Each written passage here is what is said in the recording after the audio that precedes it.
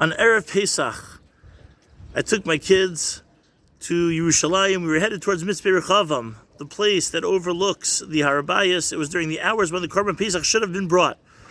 And we were going to say to HaKadosh Baruch Hu that the situation that we're in is not acceptable. This is not okay. It's not enough. We don't want a Churban. We don't want a golden dome. We want a Har HaBayis that's having Korban Pesach right now, and where we'll be able to celebrate Chag Pesach with Ola Regel the way that it was meant to be. So I put into ways Mitzvah Rechavam, which I've done many times before, and it's gotten us to our destination. But this time, it took us on some strange back East Jerusalem street way. We hit the separation fence, and the kicker was when Waze said, "You have reached your destination." And we were looking around them like, "No, I have definitely not reached my destination." So in the end, we ended up going just to the Tayelet, where you could also see the Har HaBayis, and then we headed home. When we got home, we found out that on the route that way should have taken us to Mitzvah Rechavam, so the Arabs were rioting. It was a very dangerous situation, and Hashem saved us by having Waze instruct us go in a different route. And even though our plans got messed up, but really, that was Hashem's way of saving us. And maybe this is the pshat in what we're going to read on the 7th day of Pesach about the Jews heading towards Eretz Yisrael. The Torah tells us, Hashem didn't take us derech Eretz Plishtim because it was karov.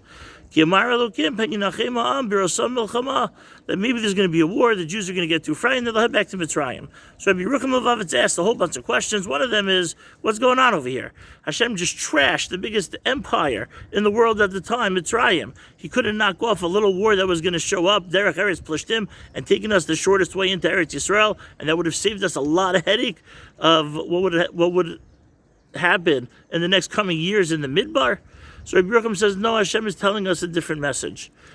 That many times we think that hashgacha is, oh, thank God I remembered something. Oh, thank God at the last second when I was taking a test, Hashem popped the answer in my head. I bumped into a friend that I needed to see. I got the piece of information that I needed. But that's not the only cases of hashgacha. Sometimes there's hashgacha where Hashem's protecting us, either physically or spiritually, either from a riot or, as is indicated by some Mefarshim on these psukim, ki karovhu, that if Hashem would have led us on the karov way, it would have led to chait, it would have led to sin. So Hashem took us a roundabout way in order to make sure that we avoid sin.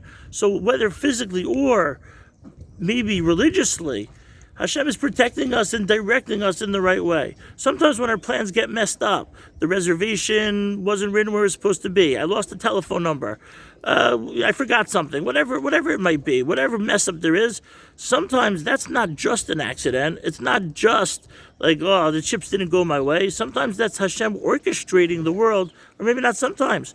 Hashem is orchestrating the world in such a way like, ooh, maybe in my mind of not being infinite and knowing everything, this is the way that I wanted things to happen. But Hashem, who's infinite and knows and loves me unconditionally and wants things to go my way, so Hashem is directing and orchestrating the world so that my plans don't come through.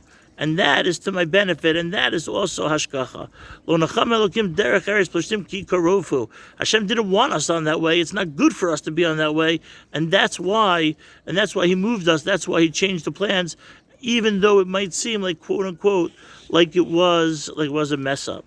You read something that on this Chag of the 7th day of Pesach, when we celebrate one of the clearest Yad Hashems, the splitting of the sea, when it was obvious to all that there's a God and He loves us and He's orchestrating our lives, may on that day we also recognize that the things that are going on in our lives day to day, minute to minute, that might just seem like simple occurrences and instances and just happenings, may we recognize that that's really HaKadosh Baruch Hu's hand orchestrating our lives in the way that demonstrates that He loves us so much, even if we don't realize it.